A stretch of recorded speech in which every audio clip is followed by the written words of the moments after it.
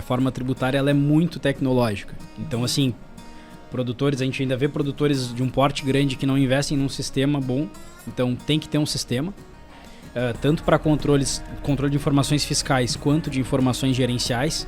Entender lá na linha final se minha cadeia de fornecedores está me entregando um resultado de crédito que agrega ao meu negócio. Então, acho que esse é um ponto, ter um bom sistema. E sem dúvida estudar, não tem dúvida assim, o que a gente está fazendo? Foi agora sancionado início de janeiro, vamos ler o que está escrito nisso aqui, botar no papel, numa calculadora, no Excel, para ver os impactos que isso traz para os nossos clientes e ver uma maneira boa de desenhar as coisas, mas sem dúvida, buscar contratar mão de obra, e aí é um grande desafio em todo o Brasil, adequada administrativamente, investir na própria equipe, né, na formação da equipe que se tem, e ter um bom sistema, eu acho que vai auxiliar bastante nesse processo de transição.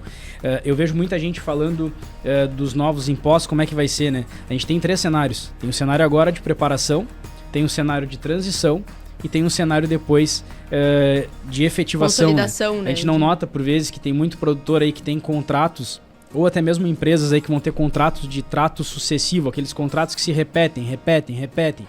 Algum contrato que eu vou receber parcelas daqui a alguns anos e que vão sofrer, vendi uma fazenda, por exemplo, e eu vou ter que contribuir com esses impostos aqui.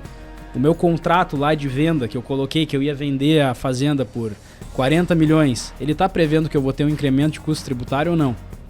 Então, eu tenho um momento presente de preparação, eu tenho um momento de transição e um momento lá de efetivação.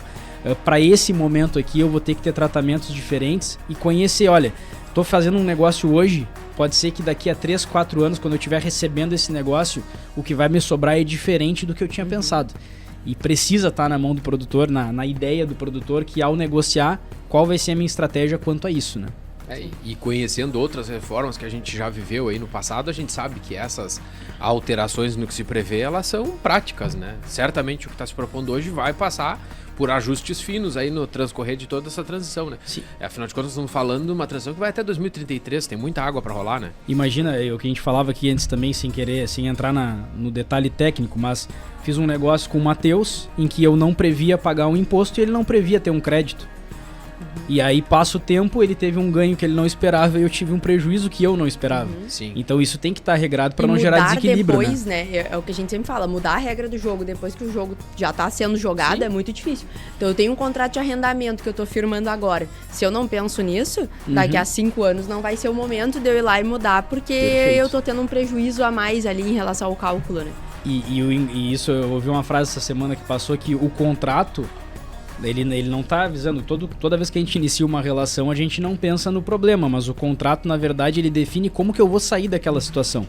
Então, assim, tendo essa previsibilidade, a gente sabe hoje, deu o exemplo do arrendamento, a gente pode trazer esse exemplo para compra e venda de um imóvel, enfim, tem vários cenários que a gente já sabe que vão ser tributados e que se a gente não estabelecer agora esses contratos de longo prazo, a gente vai ter prejuízos